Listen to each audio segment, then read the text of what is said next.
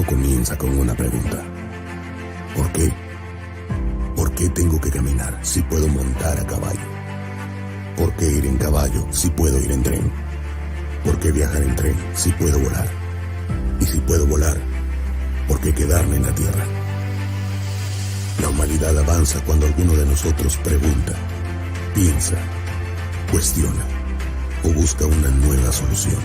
Cuando nos rehusamos a aceptar la respuesta usual y sin importar el que dirán gritamos, ¿por qué? No son las respuestas las que nos hacen crecer, sino las preguntas.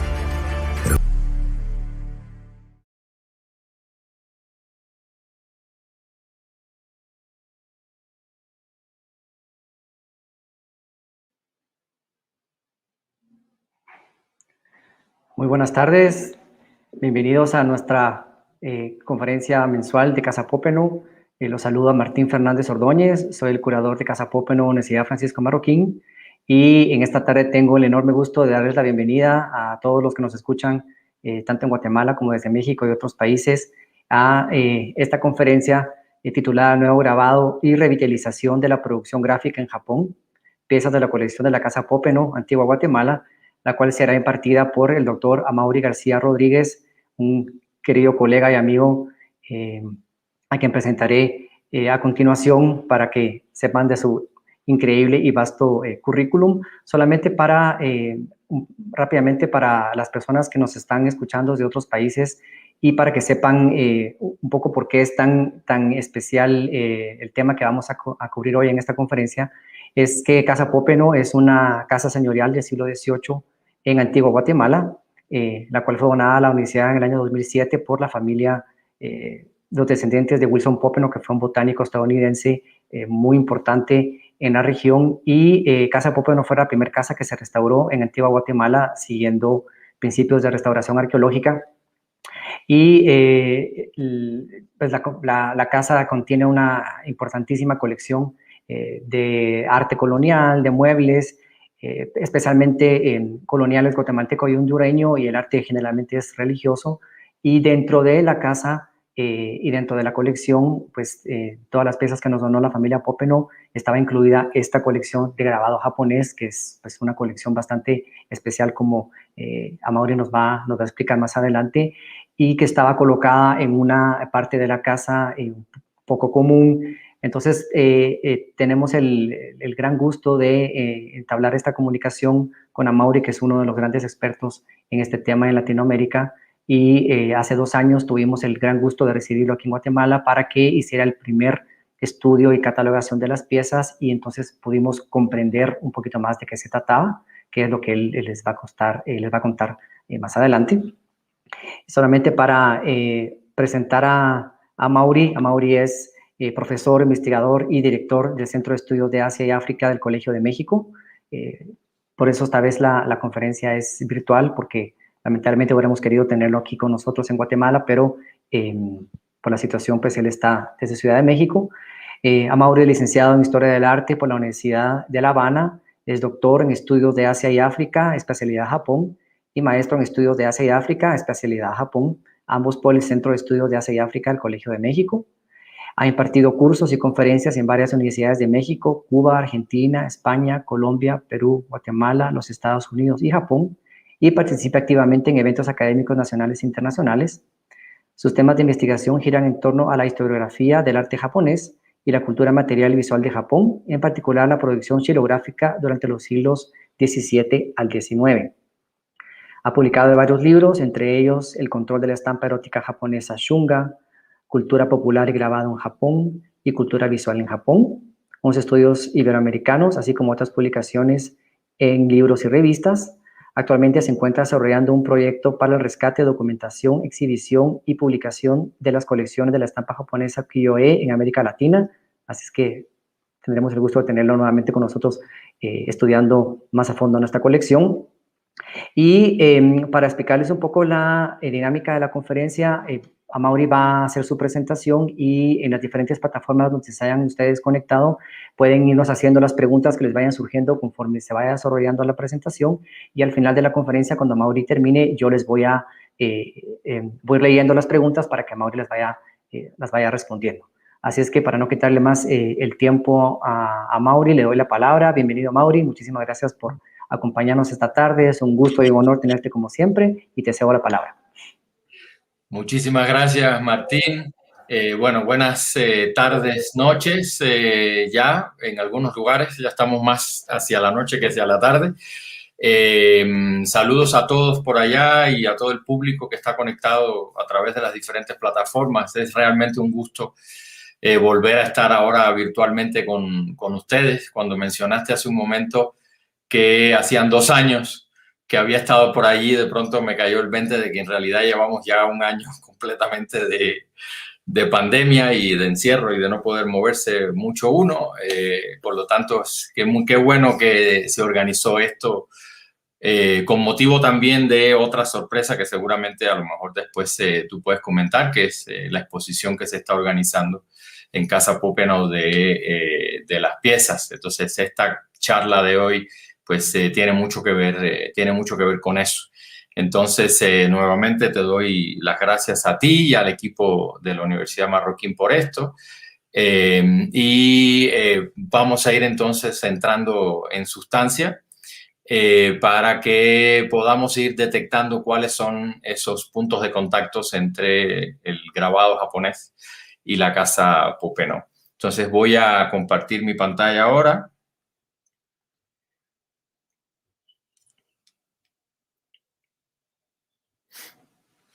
Ahí ya, espero que se vea bien.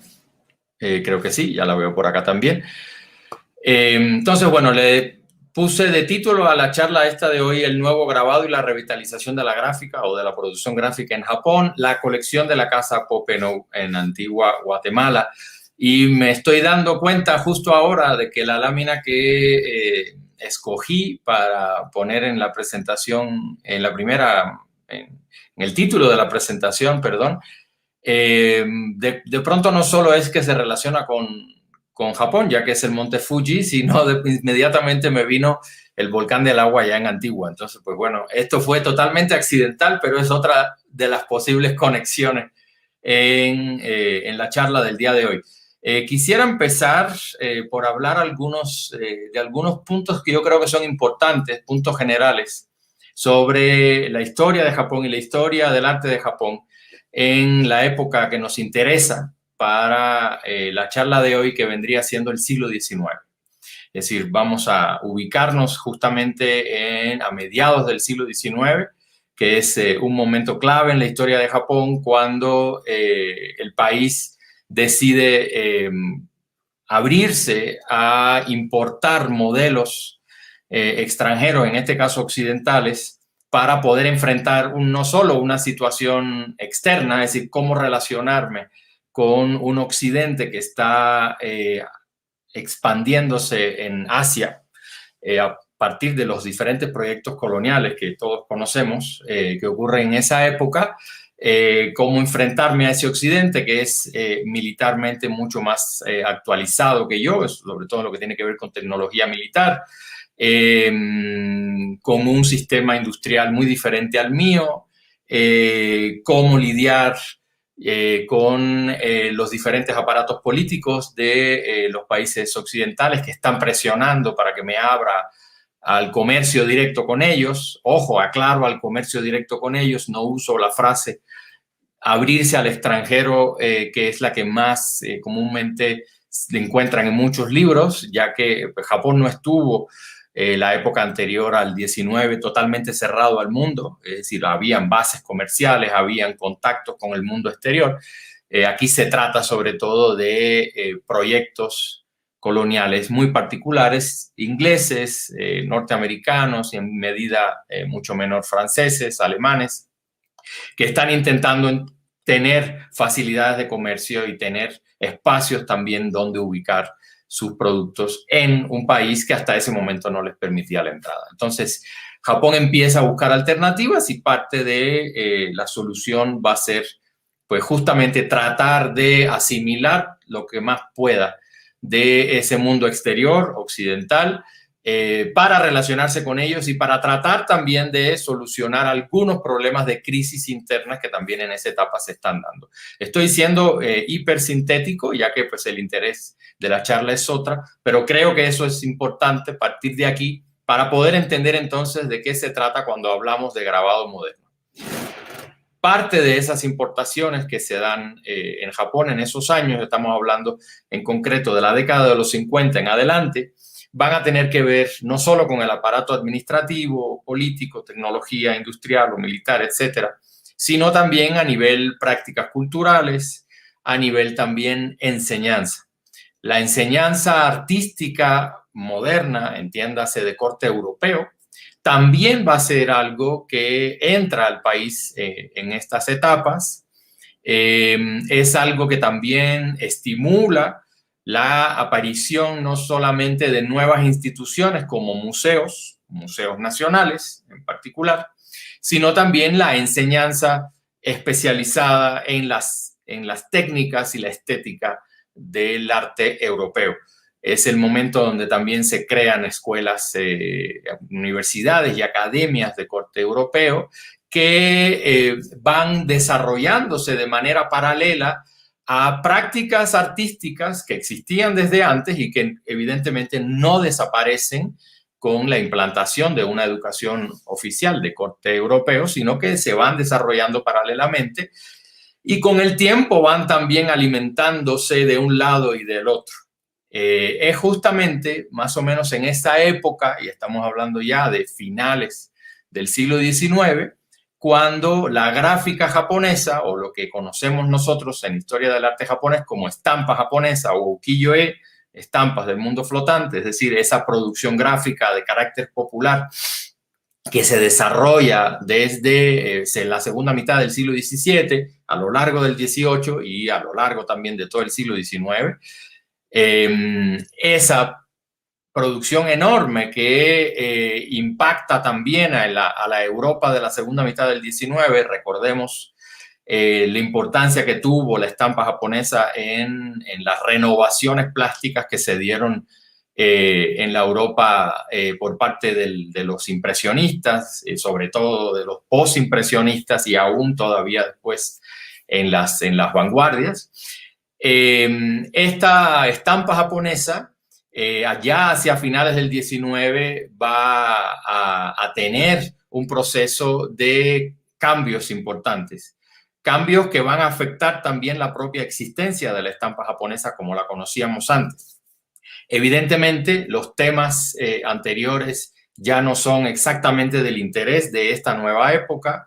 Evidentemente, la práctica o la técnica de la estampa japonesa, como se desarrolló en esos siglos anteriores, tampoco ya va a ser la mejor manera de reproducir imágenes, porque es importante también mencionar que la estampa japonesa fue la principal vía de distribución de imágenes en los siglos XVII, XVIII y XIX. Ya a finales del XIX va a haber otro medio importantísimo que va a desplazar mucho esa función de la estampa japonesa, que va a ser la fotografía. Por lo tanto, vamos a ver que la producción de estampa japonesa va a ir disminuyendo a medida que va pasando el tiempo. Voy a moverme un poco en las imágenes para tratar de ubicarnos en esa ciudad de Tokio. Estas fotografías ya no son exactamente del 19, ya son de principios del siglo XX, pero nos van a servir para ir ubicándonos justamente en ese contexto. Quiere decir entonces que vamos a ver finales del 19, principios del siglo XX, un país que en 40 años ha tenido un desarrollo muy interesante en todos los aspectos de su vida. Si vamos a ver principios del siglo XX, Japón se lanza a una guerra con una potencia europea importantísima, como lo fue Rusia, salió victorioso. Es decir, principios del siglo XX ya estamos hablando de un país que ha avanzado muchísimo frente a sus contrapartes europeas en cuanto a tecnología militar, a industria militar, aparato administrativo. Japón ya en estas etapas ha participado en varias de las exposiciones internacionales que desde la década de los 70 comienzan a desarrollarse en en Europa, bueno, un poquitito antes de los 60, pero la participación oficial de Japón va a ser justamente en la de 1873. Hubo una participación previa, pero no fue por parte del Estado japonés Meiji. Japón se ha convertido en un espacio importante en la transmisión del conocimiento sobre Europa para el resto de Asia, desde el punto de vista incluso artístico. Vamos a ver que China mira mucho a Japón en cuanto a la práctica artística de corte europeo. Y las ciudades más importantes, en particular Tokio, como esto que están viendo ustedes acá, pues van a ser ciudades muy activas. Tokio en lo particular, desde el punto de vista de la cultura y de las artes, va a ser particularmente dinámica. Es en ese momento, justamente, más bien es ese momento el que coincide con todos estos cambios que se dan en el ámbito artístico, la etapa casi que final ya de la xilografía ukiyo-e o la estampa japonesa, y a principios del siglo XX vamos a ver también corrientes artísticas como lo fue la pintura de corte occidental, lo que se llama yoga, o la pintura neotradicionalista que se conoce como nihonga o pintura japonesa, corrientes que están perfectamente ya ubicadas en el panorama artístico del momento, junto con todas las otras prácticas que venían desde tiempo atrás y con otras corrientes nuevas, como fue el constructivismo, otras variantes de la vanguardia, que también se van a desarrollar en Japón en ese momento. Es decir, es aquí donde yo entonces quiero moverme un poquito hacia la estampa japonesa. Esa estampa japonesa que comentábamos que ya en el 19 tiene que cambiar un poco en cuanto a sus temas. Todavía hay una cierta continuidad de algunos temas característicos de las etapas anteriores, y ahorita vamos a mencionar un poco de eso. Sin embargo, hay otros espacios de interés. La ciudad, los cambios que la ciudad va experimentando en cuanto a la arquitectura, en cuanto a la manera de vestirse, en cuanto a los medios de transporte, luz de gas, luz eléctrica, etcétera, etcétera. Vamos a ver cómo eso se refleja en esa estampa japonesa de la segunda mitad del siglo XIX, como estamos viendo aquí, o como estamos viendo en esta otra imagen. Las avenidas más importantes de ese momento, en este caso se trata de la famosa zona de Ginza, que fue la primera zona moderna de la ciudad de Tokio.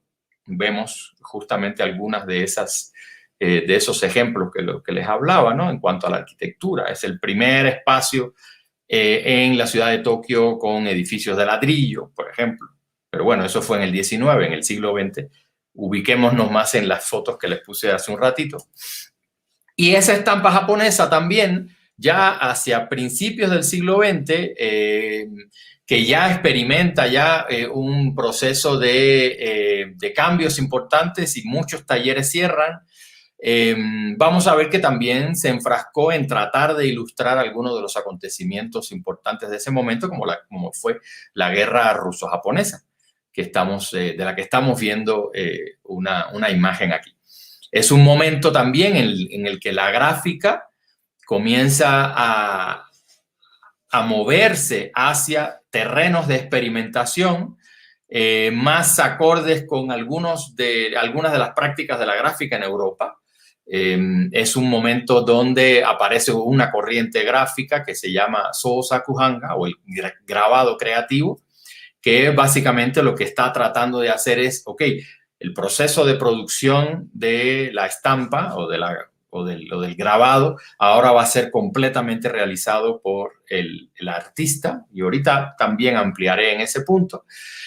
Los temas van a ser temas que van a tener más que ver con ese Tokio o ese Japón moderno, no en el sentido de ilustrar acontecimientos del momento, como la imagen que están viendo ustedes aquí, sino qué es lo que está pasando en esa ciudad, quiénes son los personajes que se mueven en esa ciudad, cuáles son los nuevos lenguajes plásticos que empezaron a entrar a Japón y se vierten también a modo de experimentación en esa corriente del grabado creativo. Paralelamente a ese grabado creativo, también va a desarrollarse otra corriente importante dentro de la gráfica, que es lo que se conoce como el nuevo grabado o Shinhanga, que quizás estaría más cercana a la variante neotradicionalista en la pintura que les mencioné hace un momentito, y es en el Shinhanga donde yo quisiera que nos concentráramos en el resto de la charla, ya que hace unos cuantos años, yo creo que hace como unos 5 años o 6, más o menos, de casualidad, una colega muy querida que es especialista en estampa japonesa y publicó, de hecho, un libro sobre nuevo grabado, que ella se llama Amy Newland. Amy me escribe y me dice que alguien le había comentado o la habían contactado porque en Guatemala, en ese momento yo no sabía en dónde, en algún lugar de Guatemala, parece que había una colección de estampas japonesas. Y que ella me quería preguntar si yo conocía de eso, porque ella está muy al tanto de estos proyectos de localización y estudio de colecciones de estampas japonesas en América Latina. Yo le dije, no, para nada sé de esto. Parece que ella entró en contacto con la persona que en ese momento estaba a cargo en Casa Popenoe, y le mandaron algunas imágenes, ella me las compartió y me dije, mira, parece que son algunas reproducciones de estampa de ukiyo-e de la etapa anterior, es decir, lo que les comenté del 18 y 19, y también parece que hay algunas estampas modernas de Shinhanga, pero hasta ahí quedó ese primer contacto con la Casa Popenoe. Hasta que hace quizás 2 años y medio, me escribieron, esta vez ya no mi colega, sino me escribieron de Fundación Japón Nueva York, porque parece que a través de la Embajada de Japón en Guatemala estaban tratando de buscar a alguien que pudiera apoyarlos en ver de qué se trataba esa colección. Y bueno, a través de toda esa triangulación y ese viaje largo que ustedes ya se pueden imaginar, entramos en contacto con Martín. Gracias al trabajo de Martín y gracias también al apoyo de la universidad y de la Embajada de Japón en Guatemala, pues fui allá a tener un primer contacto con las imágenes. Ya me habían mandado las estampas y, las imágenes de las estampas. Y pues fueron unos días de trabajo allí tratando de catalogarlas y de definir qué cosa era lo que había en Casa Popenoe que ninguno sabíamos. En una primera conversación, yo lo que me imagino es que lo que debe haber son ukiyo-e o estampas japonesas, como se les conoce, o estampas del mundo flotante, pero resulta que no, que lo que había en Casa Popenoe, y aquí pues le agradezco a Martín por haberme compartido esta foto, así era como las encontraron cuando Martín entró allí. Es decir, resulta que lo que había allí eran estampas modernas, estampas de la corriente que les acabo de mencionar a ustedes ahora, del nuevo grabado o Shinhanga, un total de 35 piezas, de ellas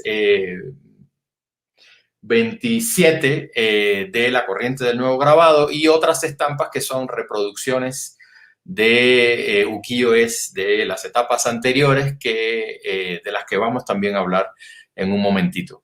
Me resultó particularmente muy interesante porque es la primera colección, aunque pequeña, es la primera colección que yo encuentro en América Latina de Shinhanga.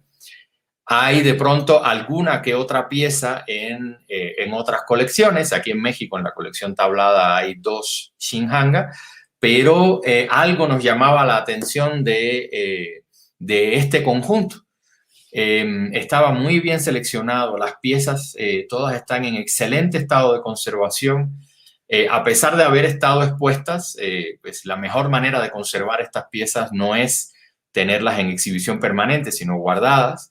Pues bueno, a pesar de haber estado expuestas un tiempo ahí en este espacio que ustedes ven acá,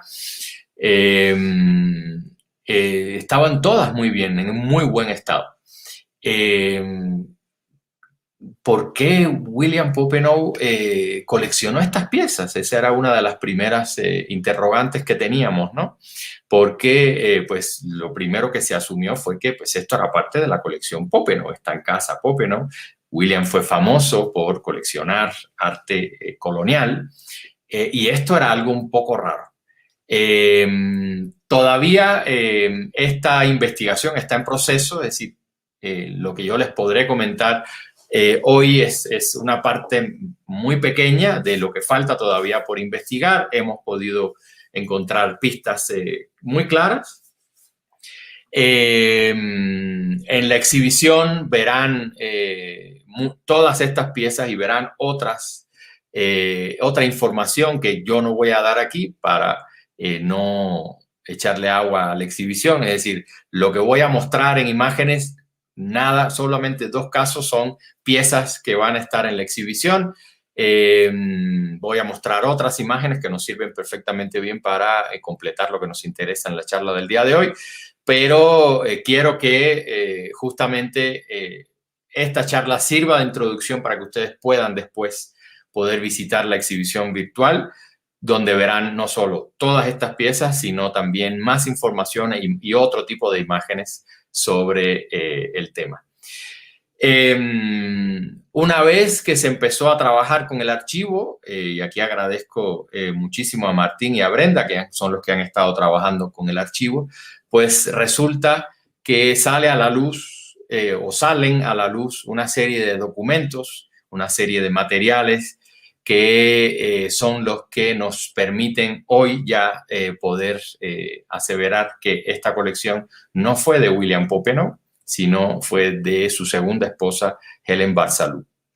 ¿De qué manera nosotros sabemos esto? Pues bueno, afortunadamente se conservan cartas de ella que intercambió con editores japoneses de esa época y donde se evidencia que pues Helen Barsalou fue alguien que trabajó en el Instituto de Arte de Chicago. De hecho, pues ya una vez que pudimos encontrar esta pista, pues ya siguieron apareciendo información importante. Esta es una fotografía del Instituto de Arte de Chicago, donde la vemos a ella ahí, frente a ese cuadro. Ella trabajó en el Departamento de Educación del museo en la segunda mitad de los años 30, hasta donde tenemos documentado hoy.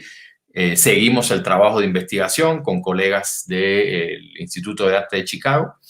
Y además de eso, Helen Barsalou fue alguien que también trabajó aparentemente para el Instituto de Arte de Chicago en la compra de piezas para su colección japonesa. El Instituto de Arte de Chicago, además, es una de las instituciones en Estados Unidos más importantes con relación a sus colecciones de arte japonés y, en concreto, a su colección de estampas japonesas. No es la más grande de Estados Unidos. La más grande de Estados Unidos es la colección de estampas japonesas del Museo de Bellas Artes de Boston, pero el Instituto de Arte de Chicago es, ahora no les puedo decir si la segunda o la tercera, pero una de las más importantes después de Boston. Se han hecho importantes exhibiciones de la colección de estampas japonesas de allí. Se han publicado catálogos como esos que ven ustedes al lado derecho de la imagen. Se han montado exhibiciones como la foto que ven con estampas japonesas incluso de la colección de Frank Lloyd Wright. Por lo tanto, la institución como tal va a tener un papel importantísimo en la práctica del coleccionismo de estampas japonesas en Estados Unidos. Y aquí también encontramos a Helen Barsalou. ¿Cuál fue el papel real de ella dentro de la formación de la colección del Instituto de Arte de Chicago? Todavía no tenemos la suficiente información para poder valorar cuál fue su participación, pero definitivamente tuvo que ver en esto. Fue alguien que participó también en la compra de estampas de nuevo grabado, de la corriente de nuevo grabado. Y además de esto, ella fue creando su propia colección y parece todo indicar que también funcionó como dealer en Estados Unidos en el intercambio con piezas de esta corriente. Parte de la información que se guarda allí en la casa Popenoe nos indica que mantuvo una estrecha correspondencia, nada más y nada menos, con Watanabe Shozaburo, quien fue el padre de la corriente del nuevo grabado. Watanabe Shozaburo fue uno de los editores últimos del gran pasado del ukiyo-e, quien ya a principios del siglo XX tenía un negocio con su casa editorial de publicaciones de reproducciones de obras famosas del ukiyo-e. Watanabe Shozaburo fue alguien muy interesado en tratar de que la tradición de la técnica de la estampa ukiyo-e no desapareciera frente al influjo de todas estas nuevas corrientes y de las nuevas maneras de enseñar arte y arte de corte europeo en Japón. Es alguien que se interesó también por acercar a artistas jóvenes, artistas prometedores, a su taller para invitarlos a participar en este proyecto del Shinhangado, el nuevo grabado. Parte de los intereses de él era que se volviera a recuperar la manera en que se producían estas estampas, donde participaba no solo el artista, es decir, el pintor, el que hacía el diseño de la pieza, la idea detrás de esta, sino también los maestros impresores y los maestros grabadores que caracterizaban a la producción de ukiyo-e. Entonces, Watanabe Shozaburo, a través de su casa editorial, lo que hizo fue aglutinar en este proyecto del nuevo grabado artistas, pintores, grabadores e impresores para brindar una nueva cara, tratar de revitalizar la producción de grabado japonés y también, por supuesto, aprovechar sus propias redes en Estados Unidos sobre todo. En Estados Unidos sobre todo para comercializar esta nueva variante. En Japón, ya en esa época, el interés por la gráfica había decaído mucho. Por lo tanto, en ese sentido, Watanabe Shozaburo fue un personaje muy interesante porque gracias a su experiencia previa pudo aprovechar todas las redes de distribución que había construido su maestro en Estados Unidos y en Europa y pues finalmente, incluso hasta los años 50, 60, las estampas del nuevo grabado se vendían más fuera de Japón que en Japón. Es por eso que las principales colecciones de estampas de nuevo grabado no están en Japón. Es importante aquí reconocer que Japón, en la segunda mitad del siglo XX, pues empezó toda una labor por recuperar mucha de esa obra que salió del país y de darle un lugar importante en la historia del arte, tanto a la corriente del nuevo grabado como a la corriente del grabado creativo de la que comentamos hace un momentito y veremos unas imágenes. Aquí ustedes ven una foto de Watanabe Shozaburo. A la izquierda ven una foto a la derecha abajo de su casa editorial, donde ahí vemos todavía algunas de las planchas de madera que el editor era quien las conservaba. Y lo que vemos arriba es un pequeño fragmento a la izquierda de una de las tantas cartas que Helen intercambió con Watanabe Shozaburo hacia finales de los años 30. A partir de esa correspondencia, de la que hoy yo solo voy a hablar muy breve, para otra vez dejar cosas buenas para la exhibición y para la investigación futura, a través de esas cartas podemos saber justo que ella estaba en contacto directo con él, que las primeras ediciones de nuevos grabados que salían del taller de Watanabe iban a ella, que ella comercializó también muchos de estos grabados, que recibía los catálogos de tanto la casa de Watanabe Shozaburo, como ahí tienen arriba a la derecha uno de esos catálogos que se publicaban justo para la venta al extranjero, sino que también estuvo en contacto con otras casas editoriales de ese momento con otros talleres de gráfica que una vez que el taller de Watanabe tuvo mucho éxito, pues estos otros editores también siguieron el ejemplo de Watanabe, también empezaron a llamar a algunos de los pintores que trabajaban con Watanabe y empezaron igualmente a comercializar sus estampas en el extranjero. Hubo algunos de estos editores que no solamente producían estampas del nuevo grabado, de la corriente del nuevo grabado, sino también del grabado creativo.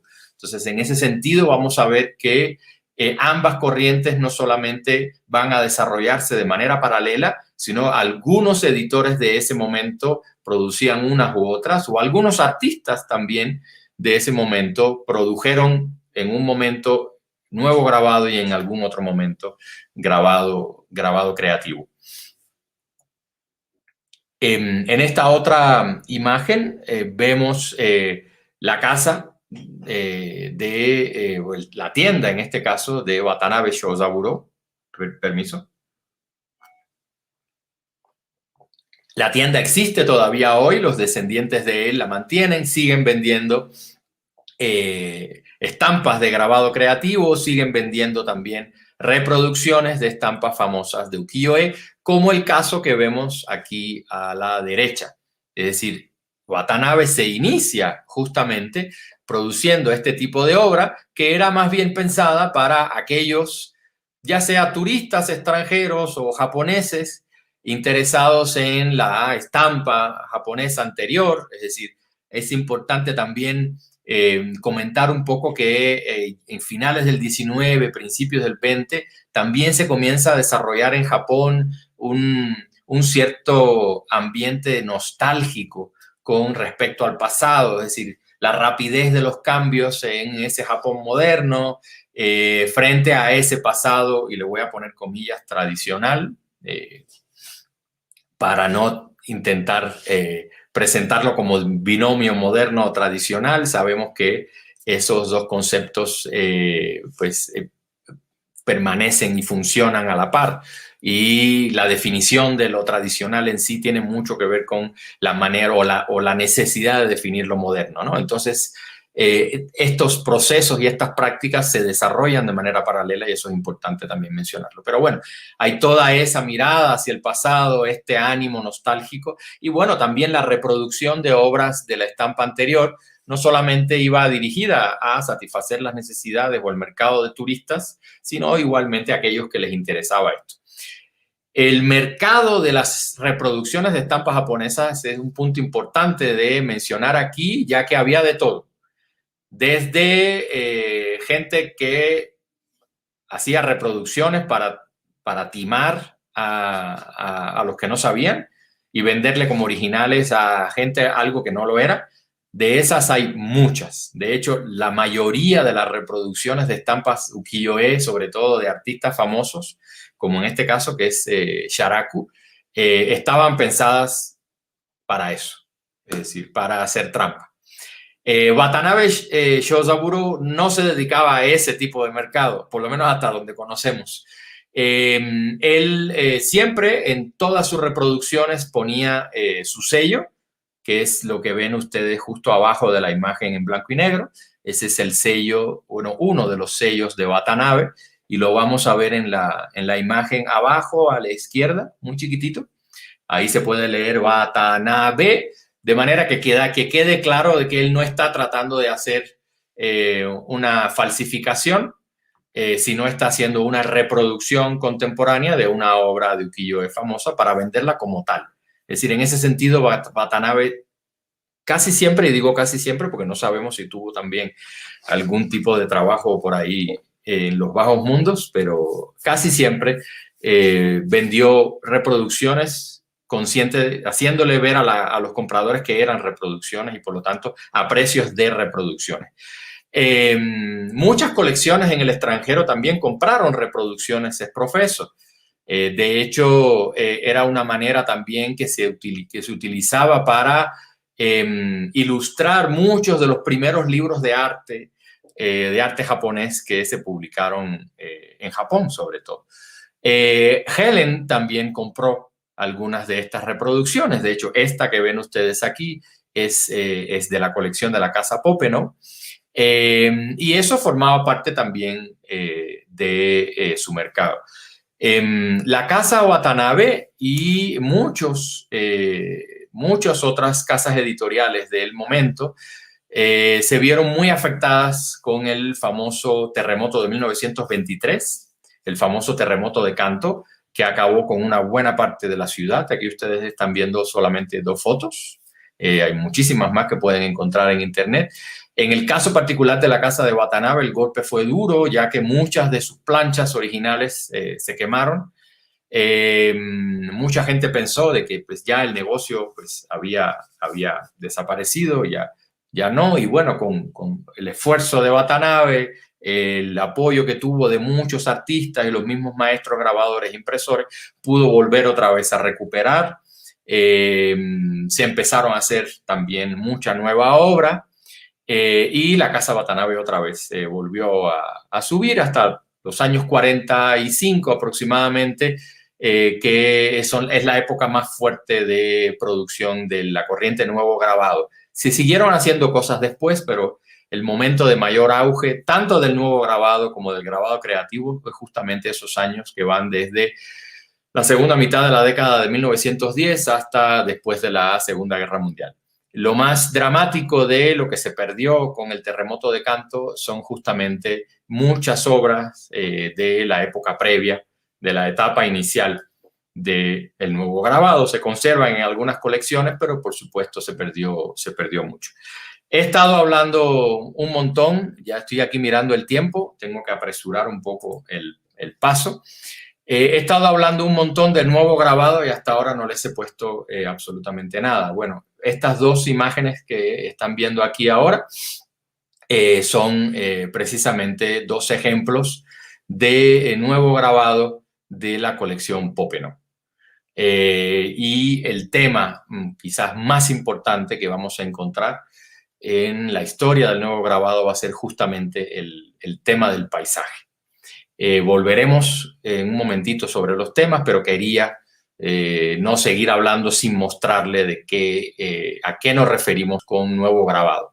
Es decir, van a ver ustedes imágenes en donde hay una mixtura entre temas japoneses, técnicas japonesas y estilos y maneras de imitar técnicas occidentales a través de la gráfica, como puede ser el caso de algunos recursos de luces y sombras que no son característicos de la etapa anterior, los gustos por los reflejos en el agua o los reflejos de la nieve también va a ser algo muy recurrente aquí. Vamos a ver artistas que sí hicieron grandes esfuerzos por tratar de simular la técnica, por ejemplo, de la acuarela en la xilografía. Entonces, en ese sentido, es muy interesante la manera en que Watanabe Shozaburo y los pintores se asocian con maestros impresores y grabadores que les permiten experimentar con técnicas justamente para simular todas estas variantes de la acuarela o de la propia pintura al óleo que en ese momento pues ya se conocían bastante en Japón. Me apresuro un poquito aquí, es decir, parte de ese primer avance del nuevo grabado y del grabado creativo en el extranjero, no solamente va a tener que ver con la labor o las redes de editores como Watanabe Shozaburo o de personas como Helen, sino también de instituciones. Es decir, vimos ya el caso de el Instituto de Arte de Chicago, pero también podemos hablar del Museo de Arte de Toledo, que tiene una excelente colección de nuevo grabado. De hecho, pues están viendo aquí no solamente la foto del museo, sino 2 pequeños catálogos de exhibiciones que se hicieron de estampa japonesa moderna allí en épocas muy tempranas. Las principales exhibiciones, de hecho, y las primeras que se hicieron de nuevo grabado, se llevaron a cabo allí en el Museo de Arte de Toledo.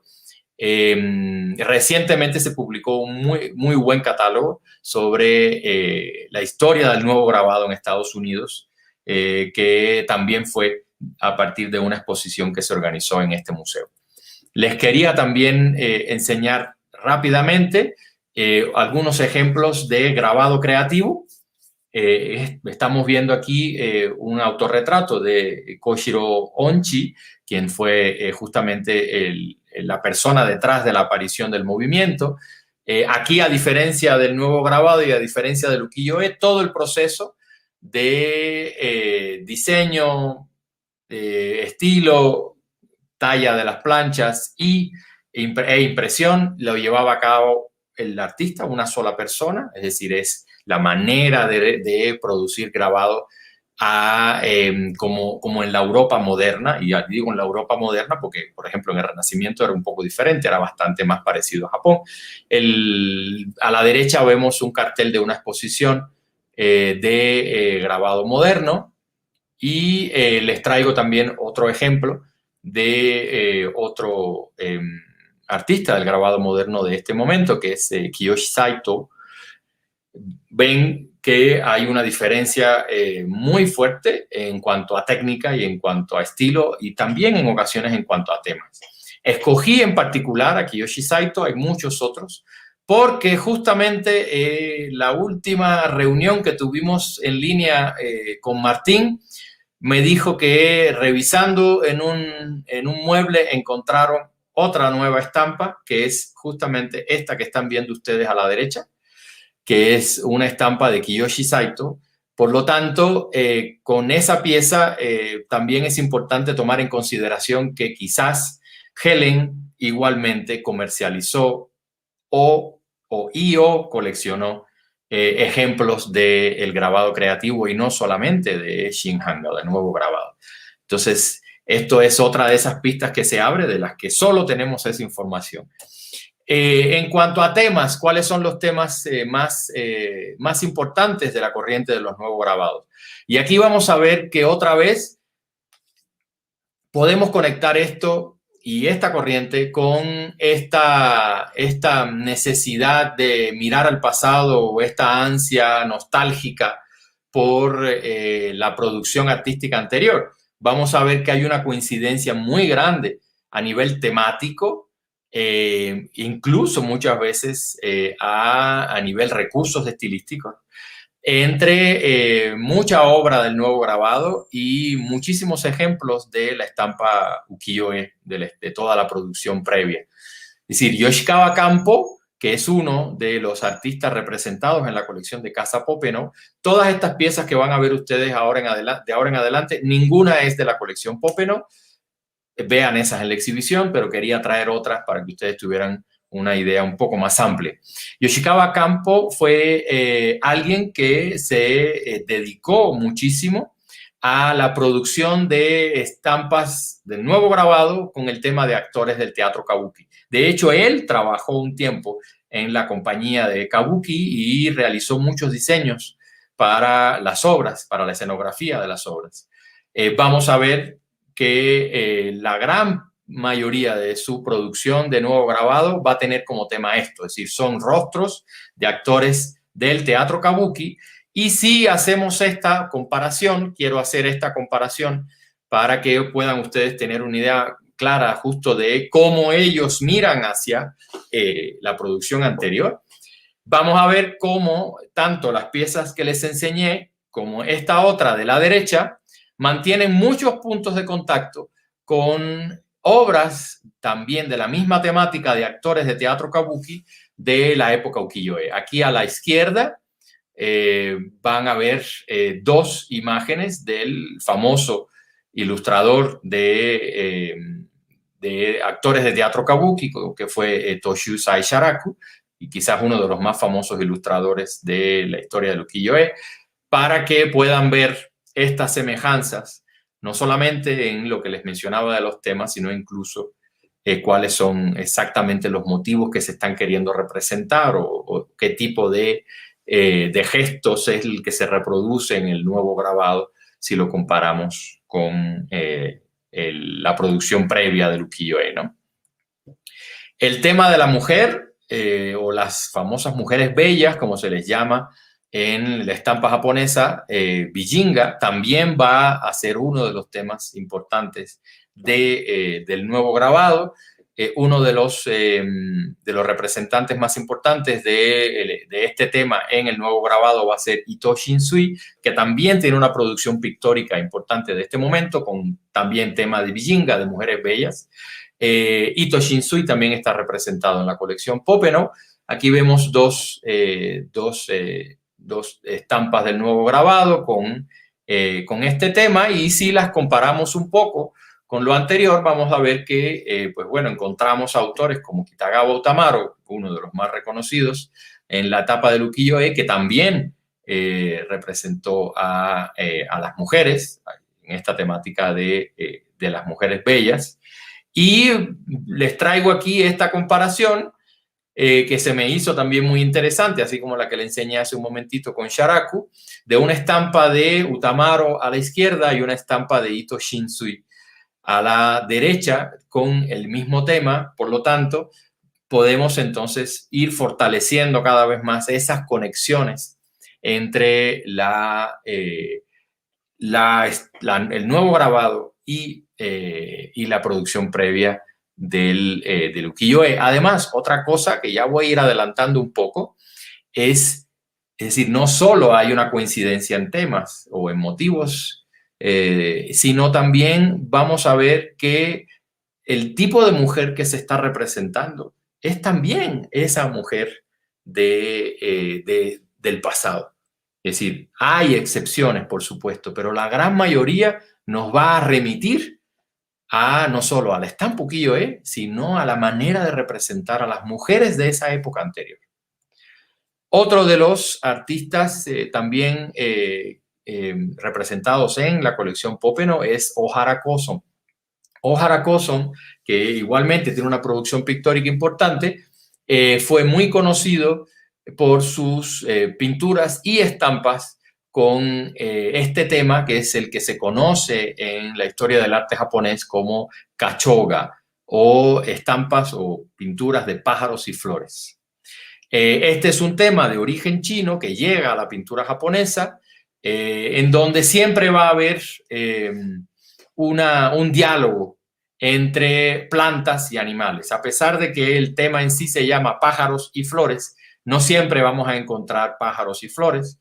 Puede ser, pues, cuervo sobre una rama de un árbol, o un pájaro sobre, en este caso, una planta con frutas, o insectos en el agua, o otro tipo de animales con algún tipo de planta. Entonces es este diálogo que muchas veces, incluso en la estampa ukiyo-e, se combinaba además con un poema.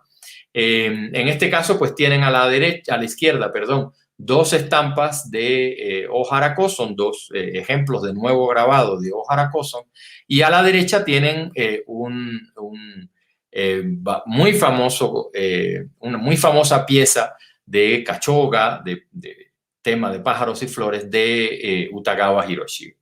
Les traigo aquí algunas otras, tres de la época Edo, para que también podamos tener un poco más de ejemplos de la etapa anterior y que les permita comparar con lo que se está haciendo en ese momento, en los años, la primera mitad del siglo XX en Japón. En este caso, pues bueno, son 13 estampas de Utamaro, de Hiroshige y de Hokusai, es decir, tres de los más reconocidos artistas del ukiyo-e, de la etapa anterior, que también incursionaron en este tema del nuevo grabado. Y dentro de la corriente del nuevo grabado, quizás el tema más recurrente va a ser el del paisaje.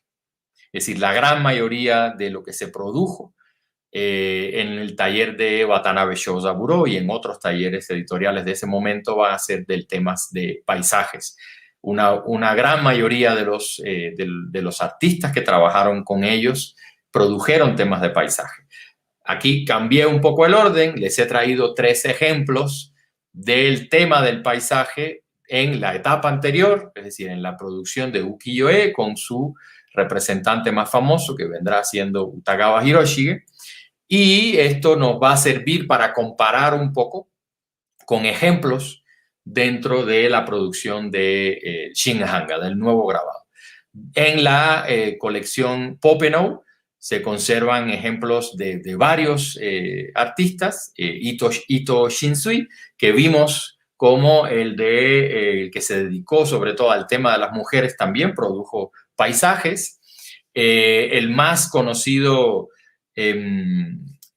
artista del nuevo grabado, que es Kawase Hasui, lo que más produjo, de hecho, fueron paisajes.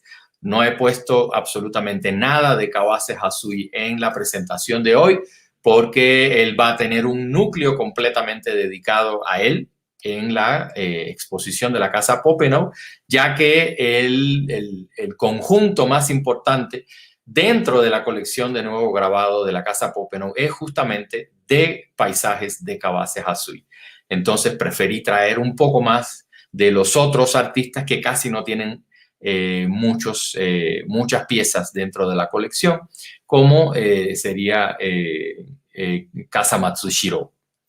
Kasamatsu Shiro es alguien que fue estudiante, además de pintura neotradicional, y es invitado por Watanabe a producir en su taller. Él se dedicó sobre todo al tema del paisaje. Vamos a ver que una buena parte de sus paisajes tienen que ver también con esos espacios del Japón antiguo, o del Japón anterior, o del Japón actual, pero no del lado moderno de la ciudad, sino de esos remansos o de esos espacios que nos remiten más a ese Japón tradicional, a ese pasado, como es el caso de la pieza de la izquierda, que es el santuario de Nikko.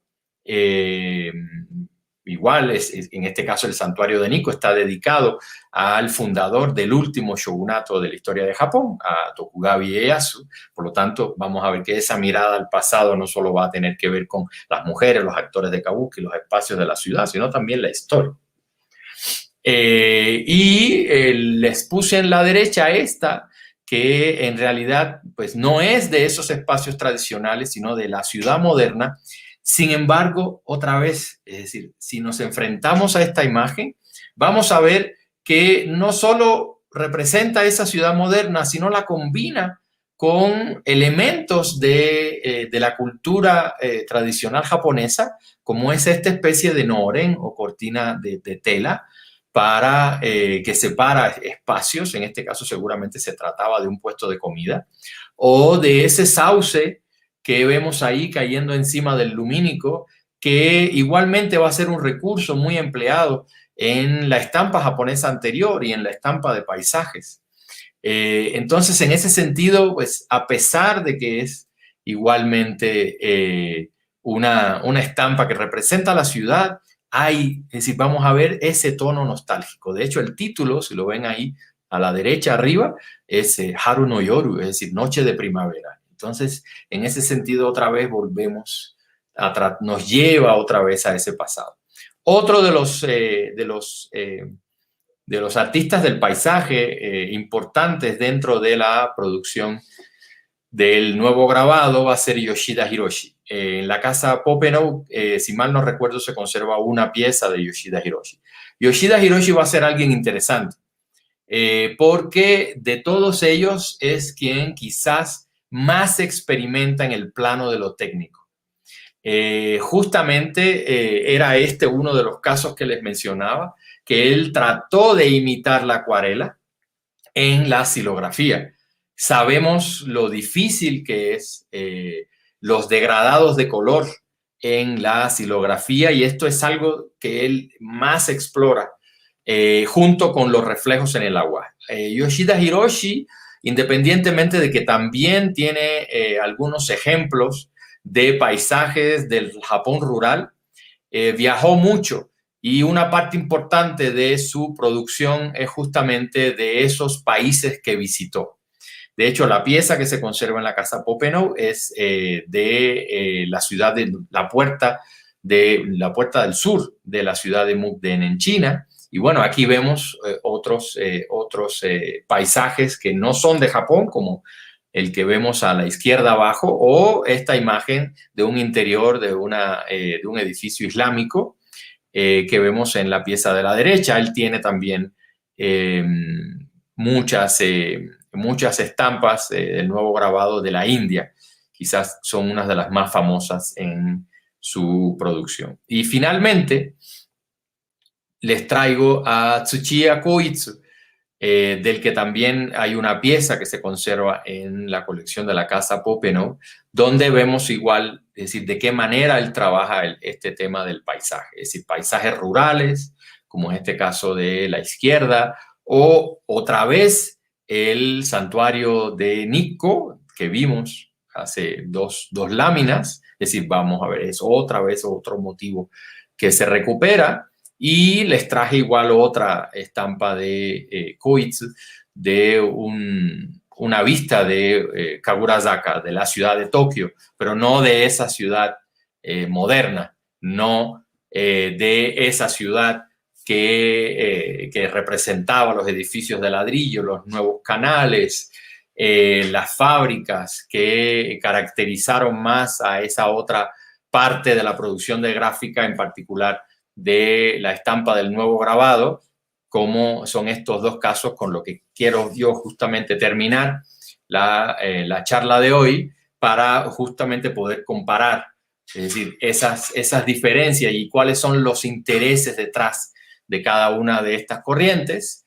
Y bueno, otra vez agradecer por la invitación a esta charla hoy, agradecer a Martín y al equipo de la Universidad Marroquín por organizar esto, y yo creo que también hay que agradecerle mucho a Helen Barsalou por todo el trabajo con acumular estas piezas que finalmente terminaron en una colección de América Latina como es la de la Casa Popenoe.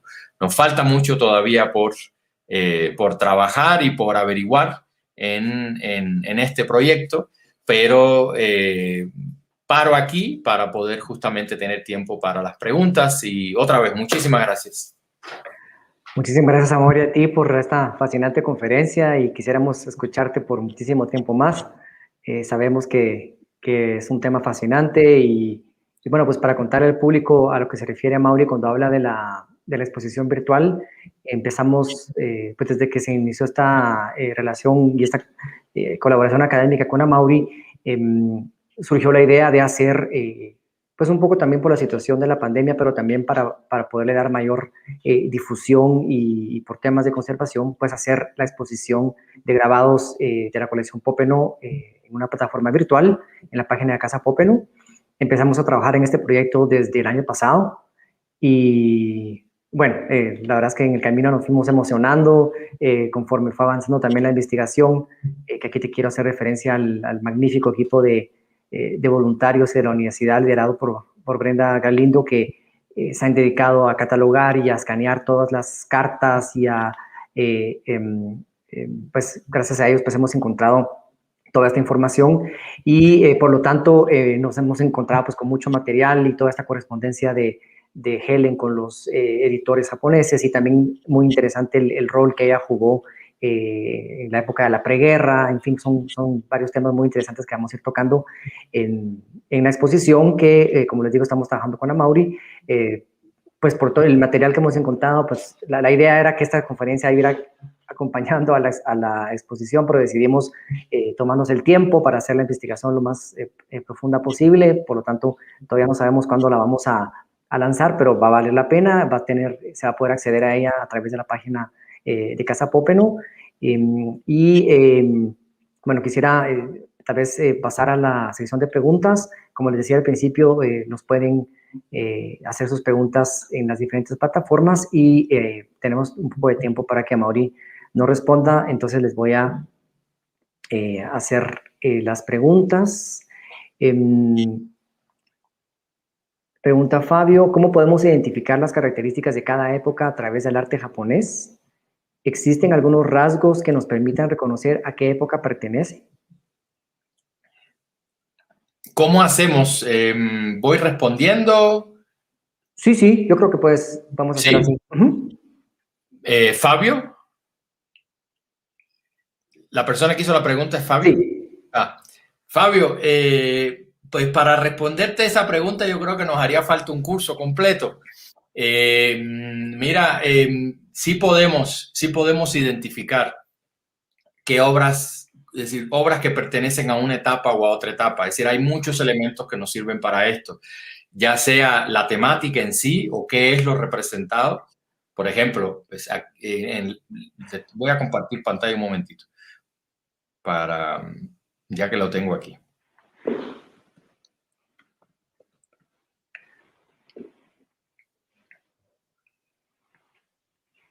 Por ejemplo, en esta misma, ¿no? Es decir, aquí vemos la de la izquierda, pues que hay una serie de construcciones que evidentemente sí nos están apuntando a una época concreta, es decir, estos edificios grandes de concreto o ese tipo de puente que vemos ahí, no los encontramos en Japón previo al siglo XIX. Entonces ya eso es un elemento que nos sirve para ubicarnos en época.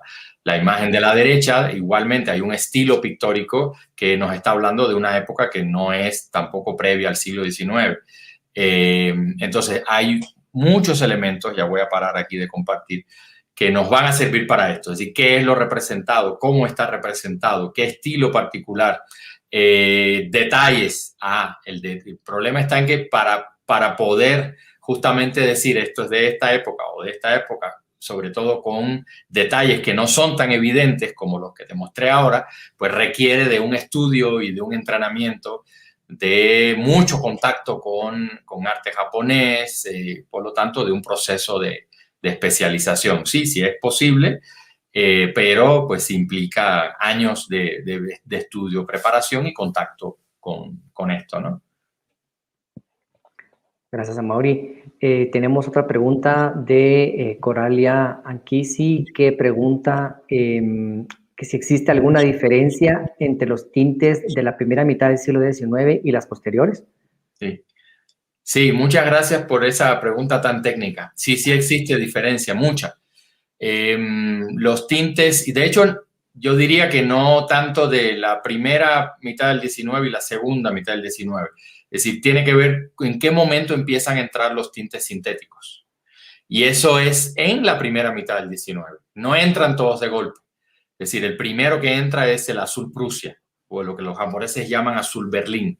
Hay muchas obras famosas de Hokusai, por ejemplo, y de Hiroshige, que usan este azul Berlín. De hecho, la famosa imagen de la ola de Hokusai lo que usa es este azul Berlín o azul Prusia. Entonces, este es el primer tinte sintético que llega aproximadamente a la década de los 30, si mi memoria no me falla, del siglo XIX.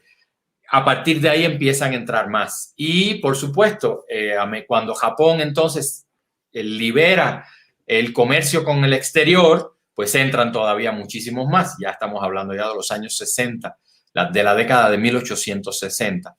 Hay diferencias químicas, muchas, y hay otras diferencias que tienen que ver con color. Los tintes sintéticos son más vivos, brillan más, se conservan más también. Los tintes que se utilizaban antes, todos ellos eran o de origen mineral, o de origen vegetal, o de origen animal.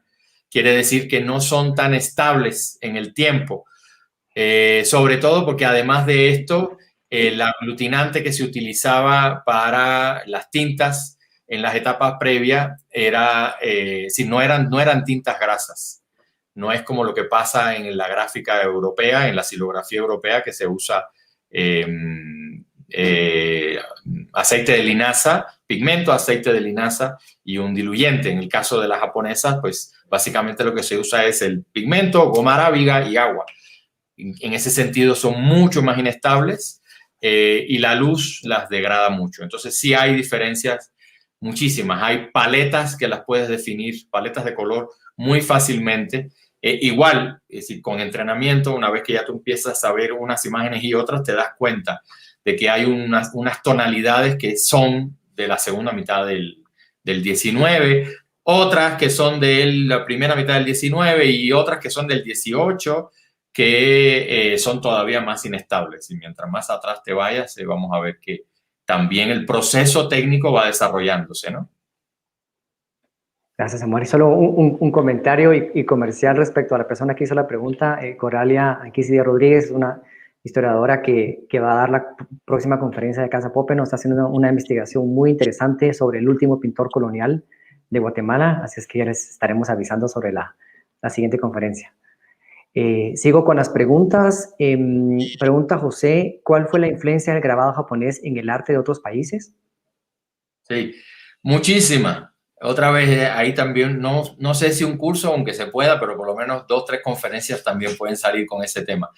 Mira, fue mucha, es decir, la estampa japonesa llega a Europa en un momento en donde ya se está desarrollando una búsqueda por nuevos lenguajes, por nuevas maneras de expresar el hecho plástico. Por lo tanto, el contacto de esos pintores europeos, sobre todo en una primera etapa, ¿no? Con la estampa japonesa fue para ellos como revelador, es decir, era otra manera de representar muy diferente, y las influencias fueron muchísimas. Casi todos ellos tenían colecciones de estampas japonesas. Manet tenía colección de estampas japonesas, Toulouse-Lautrec tuvo colecciones de estampas japonesas, Van Gogh tuvo colecciones de estampas japonesas, y de ahí en adelante pues también hasta las vanguardias. Entonces, en ese sentido, el impacto de los japoneses y de la estampa japonesa en particular en el arte europeo moderno fue brutal, mucho más de lo que se reconoce. Se han hecho muchos estudios, pero todavía, por ejemplo, en los programas de educación de historia del arte, de arte europeo, pues es algo que se le pasa por arriba y ya. Es decir, el impacto fue muy grande en Europa, en Estados Unidos. En América Latina también lo fue, quizás no en la misma medida que lo fue en Europa, pero también hubo una influencia de él, y en Asia, en China en concreto, ¿no? En el caso de China no fue tanto la estampa japonesa, sino el arte moderno japonés. Entonces sí hubo mucho. Gracias, Amaury. Pregunta Brenda, ¿las mujeres bellas que menciona son geishas? No. Es decir, el problema, a ver, el igualar geisha con ese tipo de imagen es realmente algo que traemos de los europeos del 19, que veían solamente geishas, que exotizaban y sexualizaban a las mujeres japonesas. Es decir, las fantasías sexuales de los europeos y las frustraciones de ellos las proyectaban en la estampa japonesa, ¿no? Entonces, allá era el paraíso de lo erótico, y veían todo eso, lo veían solo allá cuando lo tenían en casa también, ¿verdad? Entonces, eso es una tergiversación que nos sigue llegando de esa tradición europea. Ni todas, es decir, no todas las mujeres representadas son geishas, ni todas las mujeres japonesas que se visten con kimono tampoco son geishas. De hecho, geisha es una construcción moderna. Es decir, nace justamente a partir del 19. Es decir, geisha como palabra es previa, pero geisha antes se refería solamente a una acompañante mujer. Es decir, tú ibas a un bar y pues contratabas a una mujer que te acompañara para tomar unos tragos en lo que tú después hacías otra cosa. La geisha no está tampoco directamente relacionada con los circuitos de prostitución. Había momentos que sí, había momentos que no, pero no es condición. Y eso que conocemos nosotros como geisha hoy en realidad es una adaptación moderna de esa geisha anterior como acompañante, que se mezcló con las funciones de las prostitutas de alto rango que caracterizaron la etapa anterior. Ahora, el kimono no tiene nada que ver con geisha, ni ninguna de esas que ustedes vieron ahí tiene que ver con geisha. De hecho, es muy raro. No es tan común la representación de una geisha en la estampa japonesa. Es más común la representación de una prostituta, por ejemplo, o de una chica común y corriente. Hay también representaciones de geishas, pero no son la mayoría, de hecho. Gracias, Amaury. La siguiente pregunta, Esteban, ¿cuál consideras que fue la evolución más importante del arte japonés? ¿Qué lo provocó? ¿Cuál fue la evolución que yo considero más importante? Mira, esa es una pregunta muy difícil porque es decir, la historia del arte japonés ha tenido muchas evoluciones muy importantes todas. Es decir, sería muy sería muy injusto, ¿no? Decir que la evolución más importante fue la que tuvo que ver con el arte europeo. De hecho, eso sería pues demasiado eurocéntrico. Fue importante, pero pues tampoco fue decisiva ni fue única. Es decir, hubo también evoluciones que no tuvieron nada que ver con Europa, o que no tuvieron nada que ver con un elemento externo, ¿no? Entonces, en ese sentido, pues la historia del arte japonés, como la historia del arte, yo creo que de cualquier país, ha estado marcada por una serie de evoluciones que son tan importantes unas como otras, porque permiten justamente que la producción no solamente artística se vaya configurando como tal, sino que se vayan desarrollando paralelamente muchas otras corrientes. Es decir, un problema grave que tiene la enseñanza de la historia del arte, como se enseña en la gran mayoría de nuestros países y de Europa, porque la disciplina de la historia del arte nace en Europa y se llega aquí como una disciplina europea, se importa a Japón también como una disciplina europea. Entonces hay muchos problemas de la disciplina como tal que han sido arrastrados a muchos países. Y es el pensar la historia del arte como si fuera algo lineal, ¿no? Es decir, esta misma manera de pensar la historia del arte europeo como renacimiento, manierismo, barroco, no sé qué, impresionismo, pues impresionismo, como si fueran consecutivos. No, no fueron consecutivos, nunca lo fueron. Fueron corrientes que funcionaban de maneras paralelas y tampoco empezaban y terminaban. Entonces, eso es un gran problema que tiene la enseñanza de la historia del arte y la manera en que se construyen los libros de historia del arte. En el arte asiático pasa exactamente igual. Es más, en el arte asiático es muy raro esto de los famosos estilos, un estilo que supera al otro. Es decir, esa es una obsesión moderna por una linealidad histórica que realmente no existió ni en Europa. Entonces, pues yo creo que es importante ver eso también, no solamente lo que te decía de que no hay un momento más importante que otro, eso es muy relativo, sino que hay corrientes que son simultáneas en momentos o que atraviesan periodos históricos, ¿no? Perfecto. Gracias, Mario. Pues tenemos muchísimas preguntas. A lo mejor te confundí más de lo que... Pero no importa, es así. Es así de complejo. Tenemos tiempo como para unas 3 preguntas más, porque nos han surgido muchas preguntas. Si pudiéramos resumir un poquito más las respuestas, porque son preguntas muy interesantes, Amaury. Ok. Hay una pregunta interesante, dice, bueno, qué buenos, Matt pregunta, qué buenos hallazgos y presentación. Me preguntaba, ¿cuándo los artistas o coleccionistas latinoamericanos empezaron a tener vínculos directos con Japón sin mediación de Estados Unidos o Europa? ¿Cómo se llama? Matías. De casualidad, bueno, si no es Matías. A ver, ok, ¿cuándo? Mira, justo en este momento, a ver, como mencionó Martín, uno de mis proyectos de largo tiempo es el que tiene que ver con la historia del coleccionismo de arte japonés y en particular de estampas japonesas en América Latina, ¿no? Es decir, no solo encontrar colecciones y catalogarlas, sino también, ok, es cómo llegó, cómo estaba el mercado, quiénes eran los coleccionistas, ¿va? Entonces, justo ahora estoy haciendo un texto introductorio sobre eso, sobre un poco hablar de la historia del coleccionismo en América Latina. ¿Cuándo empezaron a separarse de Europa? El problema está en que no siempre partieron de Europa.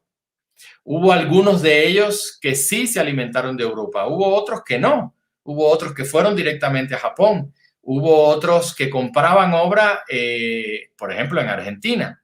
Digo, si es el MAT que yo me imagino, bueno, en Buenos Aires habían tiendas que vendían estampas japonesas. Había un mercado importantísimo de estampas japonesas. En México habían tiendas que también vendían productos japoneses. Entonces, sí hay una mediación europea, evidentemente, pero eso no quiere decir de que fueran o compraran en Europa. A veces compraban en Estados Unidos, otras veces compraban en Japón y otras veces compraban aquí localmente. En ese sentido, el panorama latinoamericano es muy diverso. Tenemos casos como el de Casa Popenow, ¿no? Que pues es una colección que ella trae de Estados Unidos y bueno, hoy día está ahí. Pero tenemos otros casos en donde las piezas fueron, ¿no? En Chile hay una colección, por ejemplo, pequeña, en el Museo de Bellas Artes, que la gran mayoría de ella, yo no puedo decir toda porque esto es parte de la investigación que falta, la gran mayoría de ella la compraron en Japón.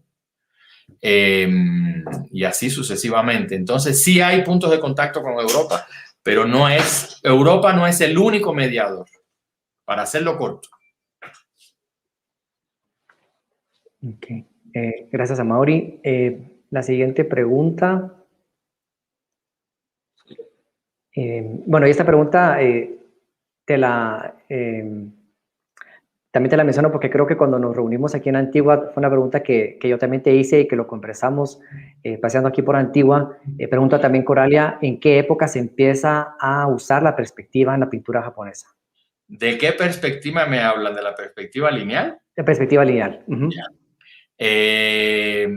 Mira, en realidad hubo experimentaciones con la perspectiva lineal mucho antes del contacto con Europa. Sencillamente fue un recurso que no les pareció ni a los japoneses ni a los chinos, porque en los chinos también hubo contactos con experimentaciones con la perspectiva lineal y tampoco tuvo mucho éxito. El detalle está otra vez que quizás estamos asumiendo la perspectiva lineal como la única manera de crear ilusión de profundidad. Es decir, al final es una convención como cualquier otra para crear ilusión de profundidad. En muchos países asiáticos habían otras maneras, otras convenciones para crear ilusión de profundidad que no era precisamente la perspectiva lineal. Entonces, quizás de una manera más sistemática, pues la vamos a ver utilizada ya después en la segunda mitad, a partir de la segunda mitad del 19, sobre todo si se trata de pintura de estilo occidental, ¿no? Entonces, hay experimentaciones en el ukiyo-e que tienen que ver con estampas europeas que llegaron en el 18, pero hay otras que son del siglo XII, que ahí Europa no tiene nada que ver. Es más, en Europa ni siquiera se había inventado la perspectiva lineal todavía. Y hay un ejemplo, por lo menos hay uno que yo conozco, donde hay un intento de esto, pero no fue un recurso que les pareció atractivo para dar ilusión de profundidad. Gracias, Amaury. Y una última pregunta. Pregunta Jolie, ¿es verdad que las estampas de arte ukiyo-e influenció a la obra de Van Gogh en el cuadro de los girasoles? El cuadro de los girasoles yo no sé, pero la obra de Van Gogh en general sí. Y otra vez, él tuvo una colección muy grande de ukiyo-e que se conserva hoy en el Museo Van Gogh, ahí en Ámsterdam. Sí. Es decir, hay muchas otras obras de Van Gogh en donde sí se ve esto, ¿eh? Pero en los girasoles, no sé, no es tan claro quizás.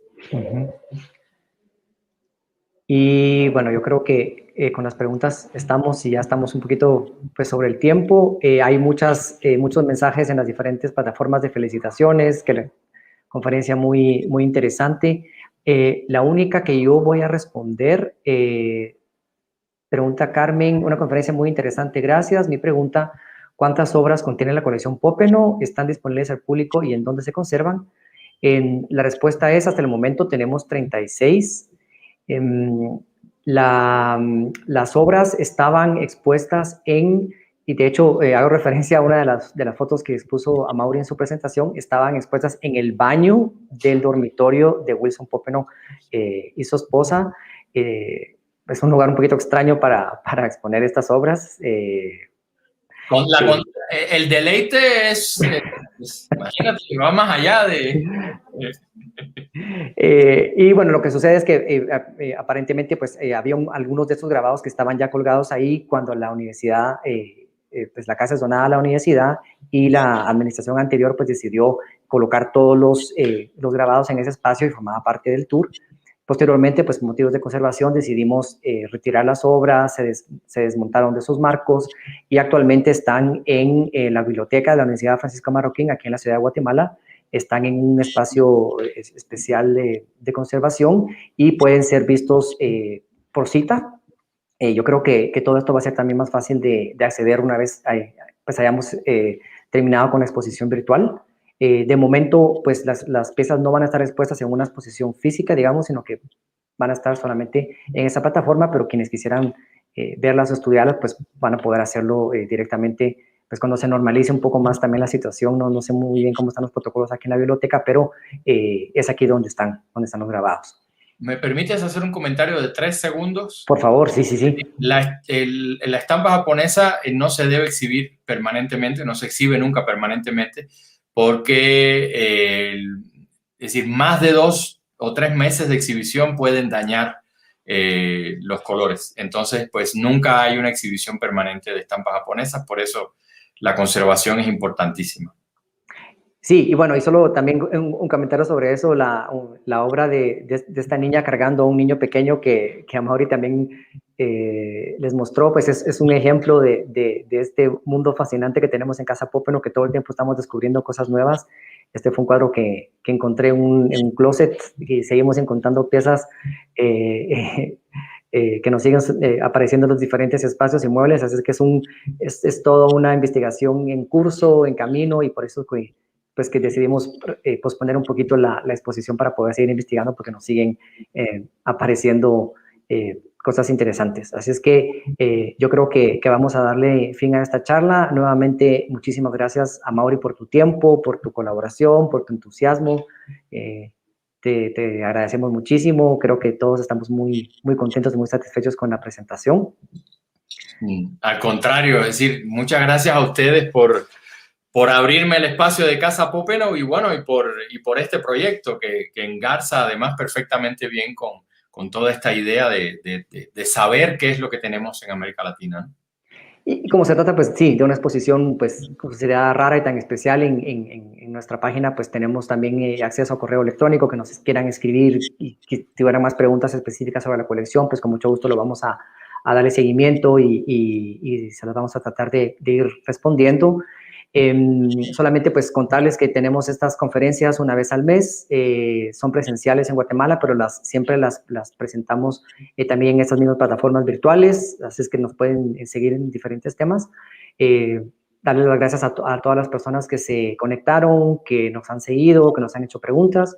Muchísimas gracias por su atención. Nuevamente gracias a Amaury y a todos muy buenas noches y muchas gracias. Prometo revisar las preguntas de las plataformas. Gracias, Amaury.